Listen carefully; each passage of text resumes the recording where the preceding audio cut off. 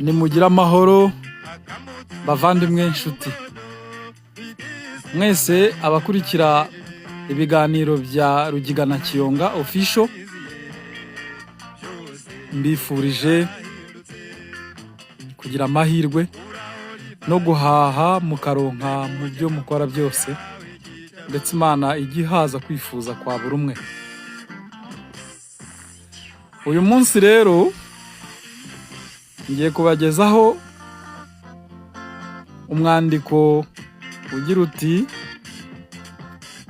Karyamyenda.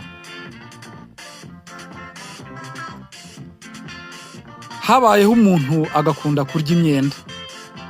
Umunsi umwe asanga ingwe yiyiciye ihene. Arayibwira ati, "Jewe mfite ihene nyinshi, mpa akanyama nanjye nzakwishyura." Ingwe ntiyashidikanya, ndetse imuha uruhande rwose. Undi munsi ajya mu rufunzo hafi y'uruzi guhambira imiganda y'inkorogoto. Ahageze ahasanga ingona yishe inka. Nuko abwira iyo ngona ati, "Reka dusangire iyi nka nanjye nzakwishyura." Ya ngona iremera, baragabana. Hashize iminsi ya ngwe iza kumwishyuza, ayibwira ko izagaruka hanyuma ngo asubire ku ruzi. Ya ngona nayo iramufata iti, "Nyishyura." Arayibwira ati, "Ejo uzaryame ahangaha, nzayizana nawe uhigira uko ushaka." Iramureka aragenda. Ngo agere imuhira asanga ya ngwe yaruhagazemo iti, "Jyewe rero sinsiga ntakwishe."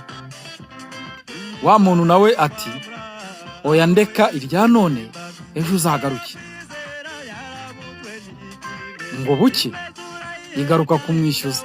Arayibwira ati, "Jya hariya hafi y'uruzi niho nayishyize, narangije kuyica." Naho arayereka aho yari yasize ya ngona. Ya ngwe iramanuka no ku ruzi, igeze aho yagombaga gusanga ihene. Ingona yari yihishe mu byatsi iba yayibonye nk'ejo. Irasimbuka irayifata, irayica iti, "Birarangiye, wa mugabo ntiyambeshye." Imaze kubaga uruhu iruha wa mugabo, nawe arugura inka ebyiri zose. Akira ya myenda ye atyo.